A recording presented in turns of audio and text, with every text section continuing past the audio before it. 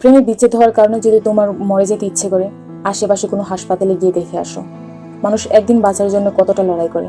সামান্য অভাবে যদি তুমি দিশেহারা হয়ে পড়ো, তাহলে রাস্তার আশেপাশে মানুষগুলিকে দেখে আসো যাদের পেটে নেই ভাত, মাথার উপর নেই ছাদ। যদি তুমি কালো হওয়ার কারণে মুখ লুকিয়ে বেড়াও অন্যের কাছ থেকে, তাহলে এসিডে জলসে যাও মানুষগুলির দিকে তাকাও যারা এই জলসানো মুখ নিয়েও সমাজে ঘুরে বেড়াচ্ছে।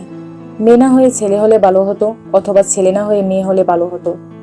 তাহলে আমাদের সমাজের তৃতীয় লিঙ্গের যাদেরকে প্রচলিত ভাষায় বলা হয় হিজলা, তাদের দিকে তাকাও যারা নিজের পরিবার থেকে বিতাড়িত হয়েও সমাজের সাথে তাল মিলিয়ে যাচ্ছে।